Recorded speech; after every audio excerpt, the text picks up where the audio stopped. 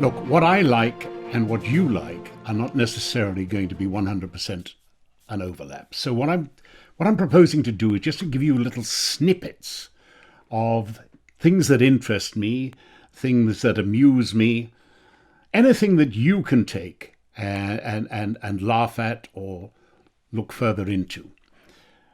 One of my favorite authors was is James Joyce.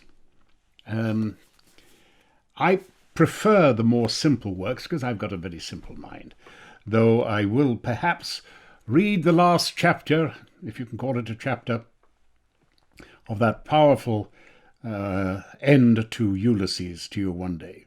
I can't manage the wake. It's too complicated. Anyway, let's just have a little sampler of his, I think his first complete novel.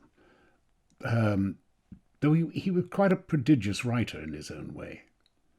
By the way, I also have,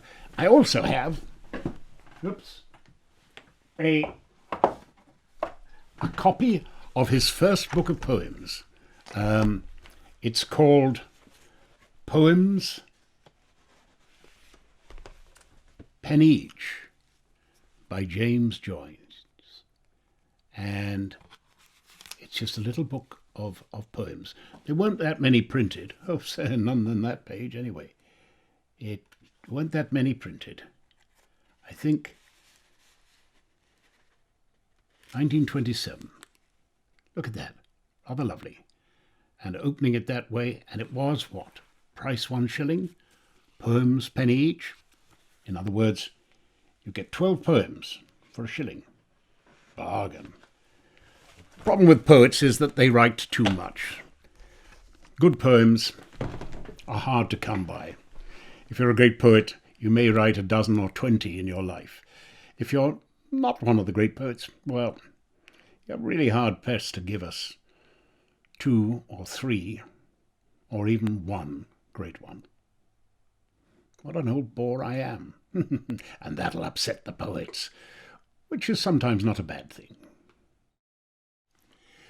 Once upon a time, and a very good time it was, there was a moo cow coming down along the road.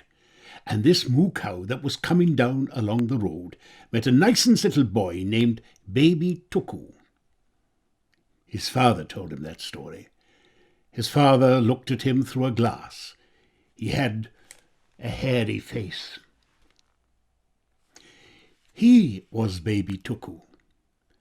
The moo cow came down the road where Betty Byrne lived. She sold lemon platt.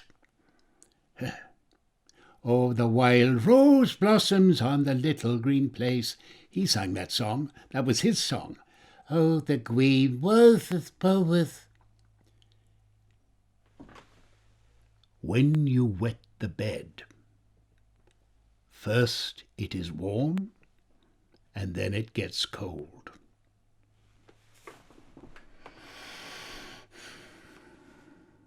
It's all there. Carry on.